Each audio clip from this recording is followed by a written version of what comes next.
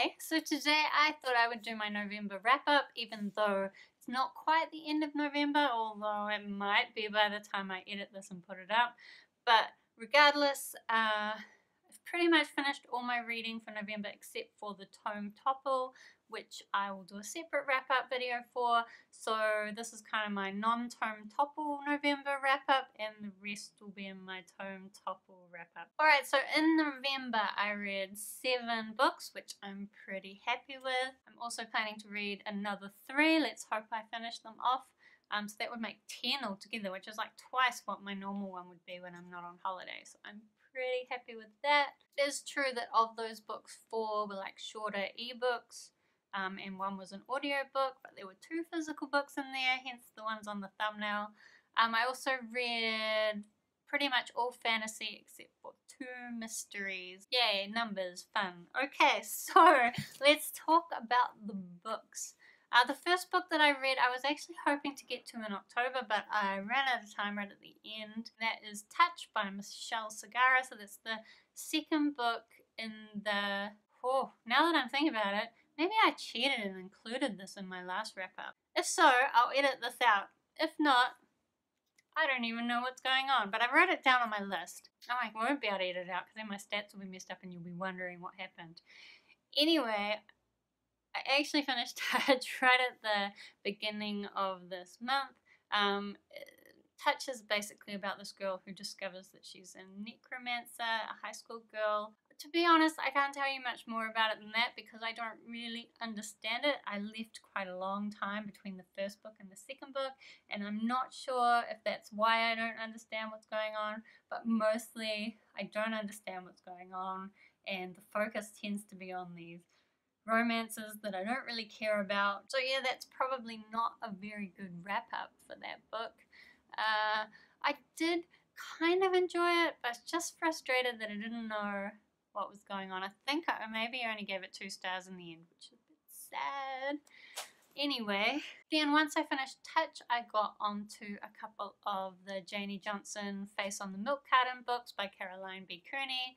So this is a series that I'm working towards finishing because it's been all released, so I should just get it done. So I read 2 books from the series this month. The first one was Voice on the Radio, and the second one was What Janie Found. So Voice on the Radio I kind of enjoyed, but I also found it quite infuriating. So the focus of this one is really about Reeve, Janie's boyfriend. He goes off to high school. He makes some really bad decisions, and they're so, like, he knows they're bad, and you see it coming for so long what's going to happen, and you just like, Reeve, what are you doing? Don't do that. So that was quite frustrating, but I love the way that with these books now, kind of tells them from a bunch of different perspectives and shows how the initial kidnapping that this mystery series was around has kind of led to all these long-term impacts on these people's lives. So even though I found the beginning quite infuriating, I think I really enjoyed the way that it showed those impacts, and so I found the book quite enjoyable. For What Janie Found, I was a bit frustrated because it took quite a long time to get into what was actually going on, and I don't necessarily agree with a lot of the thoughts that Janie had about it.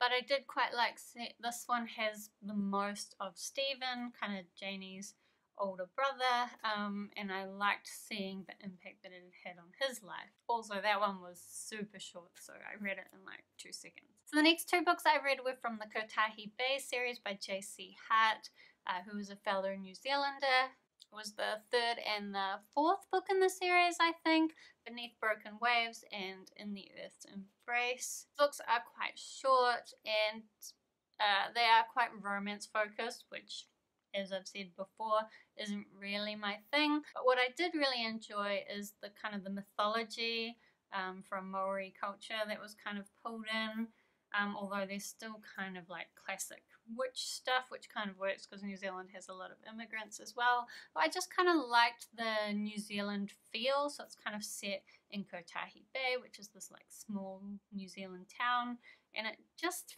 feels quite authentic for what a small New Zealand town can be like. So I really enjoyed that because you don't get a lot of that in most books. I do wish that these books were a little bit longer because I would really like to have gotten more of the mythology. But Cassie self-published these, so I know she put a lot of work into them as they are, so fair enough that they were the length they were. And it was also nice, so each kind of book in the series follows a different character, but you get like little drop-ins by the other characters from the books, and they start all working together, which is really nice to kind of see the characters that you already know. Alright, now we can actually talk about books that I have. So the next book that I read is Swordbound by Jennifer Roberson. This is the last book in the series, so I can tick this book off my series in progress list. Although, actually, in the back it said something about there being another book, but I can't find any. This was published, I think, 2012. And there was talk about there being another book coming, but I can't find any mention of it on the internet, so I'm guessing they decided not to do it. For now, I'm going to count this as finished anyway. This is part of the Tiger and Dell series. Did I say that? It's the 7th book. Basically, Tiger is a sword dancer, Dell is a sword singer. They end up fighting together. By the 7th book, they're in a really different place. They're quite a lot older. It's kind of about family and choosing to settle down. I was a bit disappointed. I think that there wasn't a little bit more magic in this, or maybe even a little bit more godhood. I don't want to give any spoilers, but I did really enjoy this book. I liked the questions that it raised, and it was nice to go back into Dell and Tiger's world and kind of that familiar feeling of hanging out with them, really. Then the last book I read was an audiobook, although I also have the physical copy here, which is Name of the Wind by Patrick Rothfuss. Originally I got the audiobook because I had this idea of listening to them before Doors of Stone came out. Doors of Stone is possibly, who knows when it's coming out, maybe 2020 is what I'm thinking at the moment. But anyway, I listened to the audiobooks anyway. I mean, I already knew that I loved Name of the Wind, and this was no different. I love the story. It's so well put together. For those who don't know, it basically follows Kvothe, who starts out as a traveling performer, learns a little bit of magic, ends up going to the university to study magic.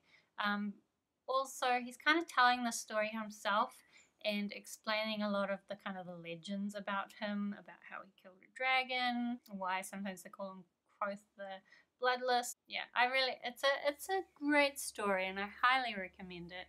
I don't know how I feel about the audiobook. I'm glad that I decided to, this is kind of my first audiobook that I've listened to, and I'm glad that I chose a book that I already knew, because what it made really apparent to me is that audiobook like adds this whole level of interpretation on top of what you would already get from the writer. So a writer kind of has their story and they write it, but when you read it, you interpret it in a completely different way because your head builds out all sorts of crazy ideas. And that's cool because it's your interpretation of what they've written. When you've got an audiobook, it's like another layer where the author's written what they think, and then the audiobook in this case added quite a lot of accents and just the way the characters spoke. I mean, I guess it was quite well acted, but it definitely adds a whole bunch to the story that isn't necessarily in the story. So I think if I'd listened to the audiobook first without having read it, that my perception of a lot of different parts of the story would have been different.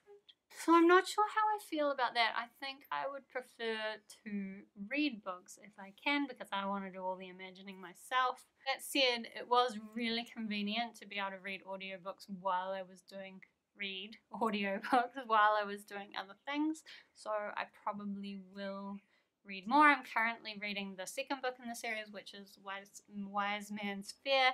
Wow, I can't talk. Actually, if you know any other audiobooks that you would recommend as good ones to listen to, I do have some more Audible credits, so I'm gonna get some more, but I don't know what yet, so I would really like some audiobook recommendations if you have them. So yeah, I should probably say pretty much every book. Touch was 2 stars, the rest of the books were all 3 stars, and then Name of the Wind, of course, is a 5-star book.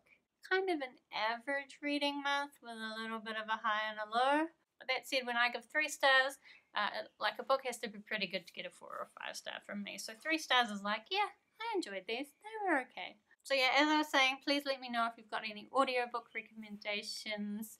And thanks for watching to the end. Well done. And I'll see you next time.